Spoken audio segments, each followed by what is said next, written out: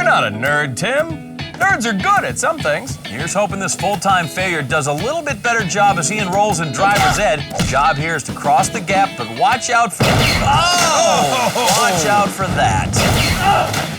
Yeah, he looks more like a full-time flailer. I am almost afraid to watch on the big balls. Only go! Oh, one step ahead of the motivator. And then returns to the sweet embrace of failure. Failure is not an option, John.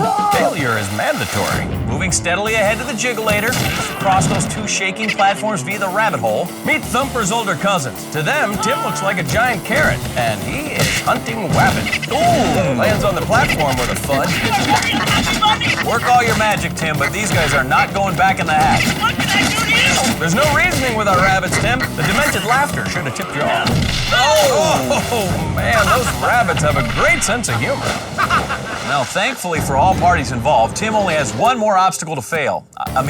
Do. The double barrel. And today, it's been transformed into Barnum and Ballsy Circus. Just jump in on one of these ringlings, ride it around, and bailey out onto the finish platform on the far side. If you fail, it's a cold swim to this finish spot. Sweet Moses! Sorry, our circus elephants have taken up painting. They're big Jackson Pollock fans. Is that gold blue?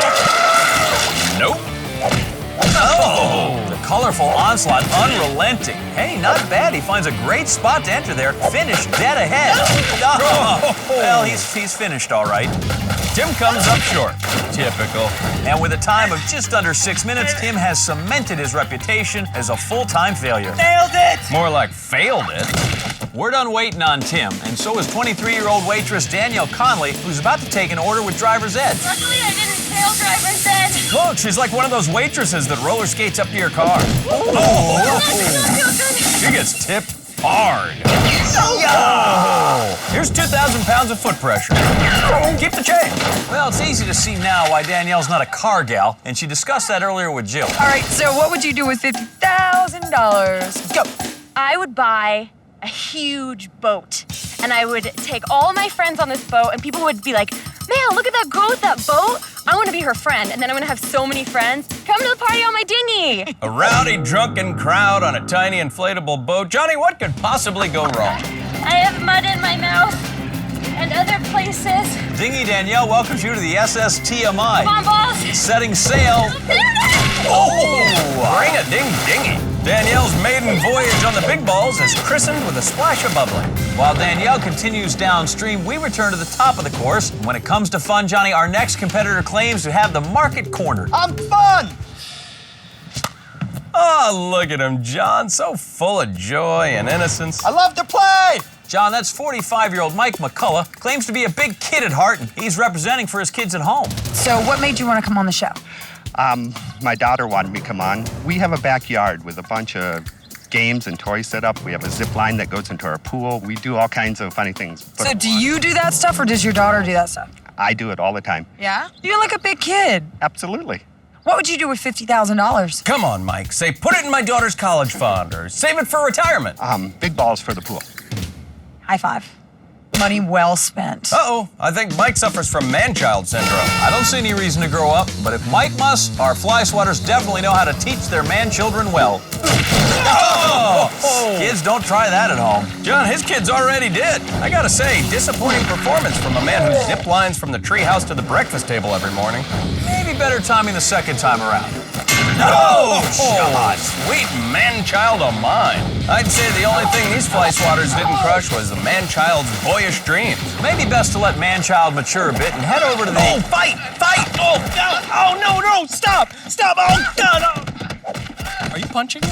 I don't think so. Cut the camera at 28.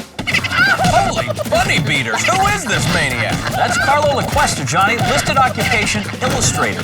He may be getting a little too animated. Carlo must be going through his black and blue period, John. This guy could use some art therapy. Yeah, 1 minute he's drawing tourists with giant heads, the next he's turning a bunny's face into a raspberry crumble. Double barrel is next, and Carlo should fit right in at Ballsy Circus. There go our painting elephants again. What do you mean you didn't like Dumbo? Carlo dragging his rage issues onto the double barrel.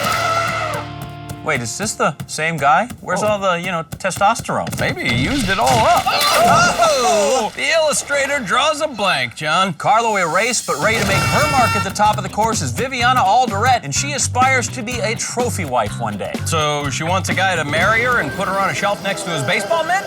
Yay! Whoa. Keeps her grip on the zip line. Whoa! Oh. She's holding on to it like a man with a six-figure salary.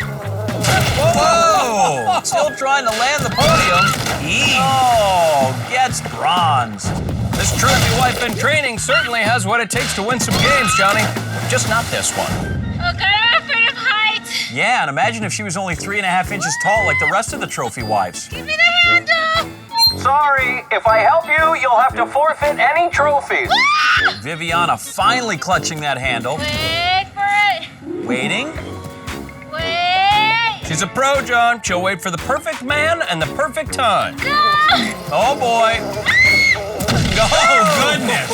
The fly swatter gives her the Heisman. We'll have to wait and see if our trophy wife can engrave her name into the next round. But if there's an obstacle that deserves a trophy, it's the fly swatter. It's been dropping people like... Don't say it. What? Oh, like crazy. And I think our contestants deserve some trophies, too. Oh! Nominated for Best Splattress. Perfectly timed. Best cinematography. Ooh! Best human pinata. Most original use of the face. Ouch! And the funniest scream while spinning uncontrollably goes to... And that's exactly how long an award show should be. True enough. Now, time to head over to the Jiggleator, where we find aerobics instructor Angie Walker. Experienced too, John. She's been teaching aerobics exercise for nearly 20 years. And luckily, the Jiggleator is just like a step class. Whoa! But that first step is a doozy. Angie getting her first taste of Wipeout aerobics. 1 and 2 and 1 and 2. I want to rest. No, this is where you dig deep, power through, move on. Holy celebrity hit club. Aerobics Angie getting worked out by the paint crew. And now into the newest fitness sensation, the double barrel, spinning to the platform. Oh, Tybo! That's it, Angie. Feel the burn. Lift the brow and squint. Squint. And lift the brow and squint. Squint. May I ask what you're doing? I'm doing mental aerobics, John. Duh. I do all my sweating on the inside, where it counts. So then why the sweatbands? It's a good question. Yeah. Let me think about that for a second. Oh, boy, I pulled a synapse. Oh, that hurts.